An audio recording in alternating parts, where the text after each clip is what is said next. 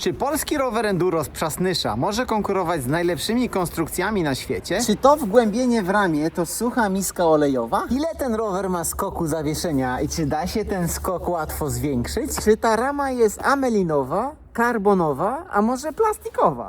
Tutaj jest napisane EP8, no to w końcu jest to EP8 czy EP801. Ile czasu zajmuje wymiana baterii w tym rowerze? A w ogóle to jak uruchomić ten rower? Wiesz może? Czy to jest dobry rower do ścigania się w zawodach enduro? Ja nazywam się Darek Grudniewski, a ty oglądasz wideo na kanale Dr. E-Bike. Cross Moon 1.0 to typowy rower enduro. Jest to tak zwany full, czyli dysponuje zawieszeniem przednim i tylnym. Skok widelca to 160 mm, a skok ramy to 150 mm. Zawieszenie to typowy czterozawias z ogniwem Horsta. Rozwiązanie proste, sztywne i skuteczne. Taka konstrukcja ma swoje zalety. Jest miejsce na duży dumper, jest długa prosta podsiodłówka, jest miejsce na bidon, są ładnie ukryte pancerze w ramie. Zawieszenie z ogniwem Horsta daje konstruktorom możliwość zaprojektowania dobrej kinematyki. Rama jest w całości wykonana z karbonu. Produkcja ramy odbywa się na Tajwanie według polskiego projektu, natomiast lakierowanie jest w Polsce. Jakość lakieru jest bardzo wysoka. Od miesiąca jeżdżę na tym rowerze, nie jest oklejony i pomimo tego nie mam na lakierze żadnych odprysków od kamieni. Inżynierowie z Crossa zastosowali bardzo solidny rocker, dzięki temu nie musieli spinać tych rurek zwanych seat stayem żadną rozpórką. Czy takie rozwiązanie jest wystarczająco sztywne? Trochę to pracuje. Jeśli będziesz na tym rowerze jeździł tak szybko jak Tymon Trzciński, to opona będzie sporadycznie tarła o seat stay. Czyli w zasadzie mamy taki wbudowany czujnik umiejętności. Jak się tasiasz po ścieżkach, to opona nie trze. A jak jesteś kocur, wbijasz się bardzo ostro w bandy, to możesz się chwalić lekko, poprzycieraną ramą. Tak na marginesie to wielkie dzięki dla Tymona za możliwość nagrania ujęć z nim w roli głównej w tym filmie. Ja lepiej od niego nagrywam, a on lepiej ode mnie jeździ. Dobry deal. W tej ramie prowadzenie linek jest klasyczne, czyli pancerze wchodzą do główki ramy. Mały minus dla pracowników, którzy składali ten rower w krosie. Do główki włożyli pancerz od przerzutki, pancerz od sztycy, przewód hamulcowy oraz kabelek od wyświetlacza. Na mojej pierwszej jeździe rower wydawał takie odgłosy. No dobra, przesadzam, ale grzechotanie było.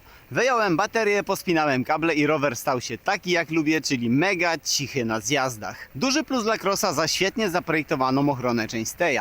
Łańcuch nie tłucze się podczas jazdy po nierównościach. Mamy fabrycznie zamontowaną prowadnicę łańcucha od polskiego producenta Mozart.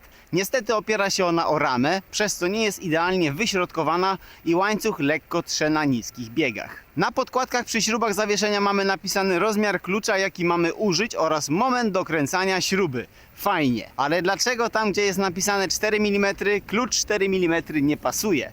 Pasuje tylko Torx T30.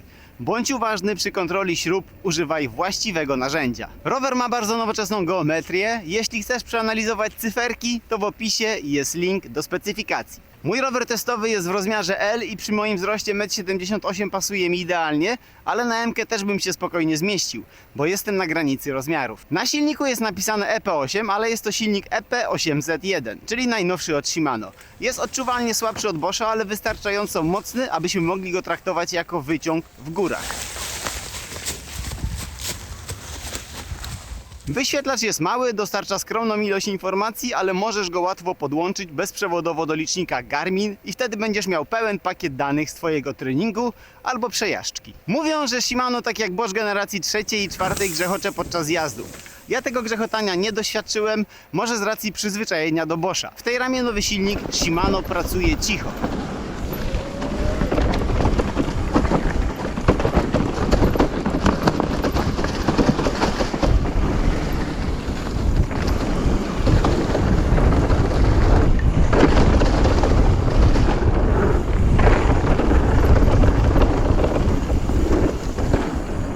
Aby odpalić ten rower, trzeba mieć wiedzę tajemną, to znaczy musisz wzbudzić system przyciskiem, który jest schowany pod górną rurą.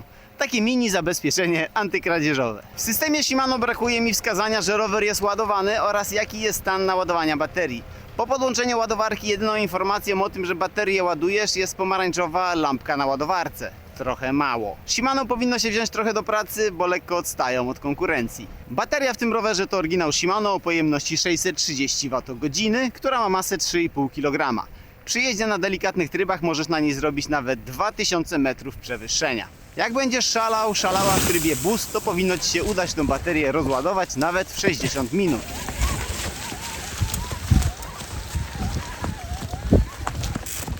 Turbo żyje, boost mocno pije. Bateria w tym rowerze jest wyjmowalna, ale nie tak łatwo jak myślisz. Trzeba odkręcić pokrywę baterii, przykręcona jest na 4 małe śruby na imbus 2,5 mm, a następnie musisz przekręcić kluczyk w zamku. Moim zdaniem śruby mogłyby być większe, bo takie małe będą się zapychać błotem oraz łatwo obrobić łeb takiej małej śrubki, jeśli masz liche narzędzia. Przy odrobinie wprawy jestem w stanie tą baterię wymienić w 4 minuty.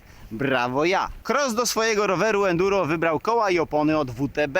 Obręcze są aluminiowe i fabrycznie przygotowane do systemu bezdętkowego z mlekiem uszczelniającym. Niestety moje koła były bardzo słabo zataśmowane, otwory na wentyle były wycięte niestarannie i nie byłem w stanie tych kół uszczelnić. Zerwałem więc nowe taśmy i zataśmowałem koła zgodnie ze sztuką oraz idealnie wyciąłem otwory na wentyl. Staranność popłaca, koła są teraz szczelne. Koła są mocne, solidne, ale nie grzeszą lekkością.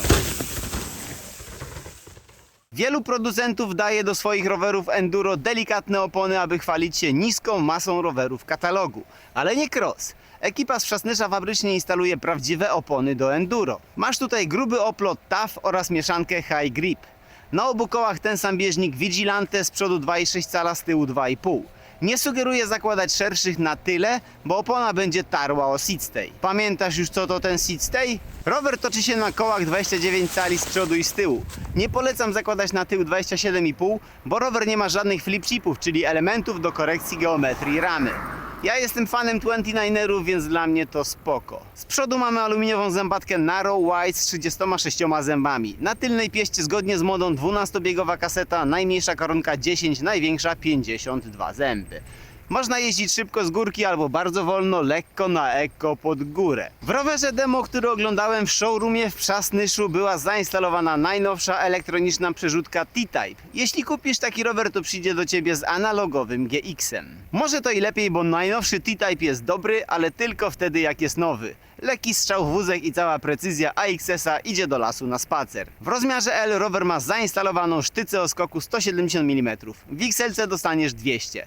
Sztyca X-Fusion działa sprawnie, ale jest małe ale. Rower, który do mnie przyszedł, miał zamontowaną manetkę, z której nie dało się korzystać. Aby obejma nie była w kolizji z najnowszym hamulcem Code, manetka do sztycy została zamontowana z dala od gripów. Musiałem do roweru zamontować swoją prywatną manetkę i teraz jest ekstra. O wszystkich wspomnianych niedociągnięciach poinformowałem firmę Cross. Obiecali poprawić te drobne niedopatrzenia. Hamulec w munie to klasyka. Nowe klamki Code w połączeniu ze znanymi od lat zaciskami pracują świetnie. Wolałbym tu widzieć droższe, grubsze tarcze hamulcowe SRAM HS2. Mamy tu jednak zwykłe centerline'y 200 mm o grubości 1,8 mm na przedniej i tylnej osi. Hamują dobrze. Zresztą Tymon mówi, że nie warto dużo hamować, a z szybszymi się nie dyskutuje.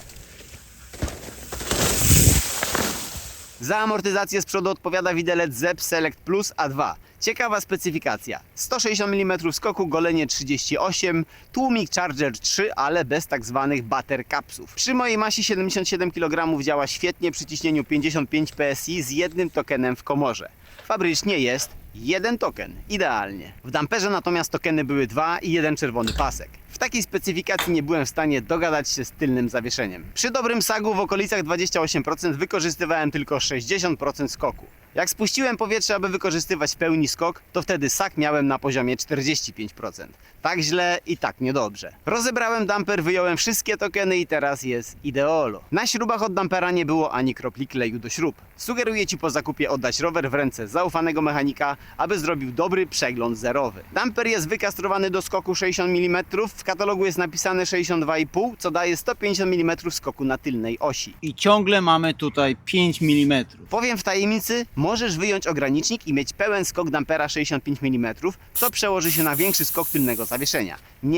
Nie będzie żadnej kolizji między elementami ramy. Sprawdziłem to dla Ciebie. Damper jest bardzo dobry, to najnowszy Vivid, który pracuje miękko jak sprężynka. Dodatkowo mamy HBO. Nie, to nie telewizja, to Hydraulic Bottom Out, czyli hydrauliczny regulowany tłumik, który daje dodatkowe tłumienie przy maksymalnym ściśnięciu dampera. Czyli na przykład wtedy, kiedy lądujesz z dużego dropa i zamykasz totalnie zawieszenie.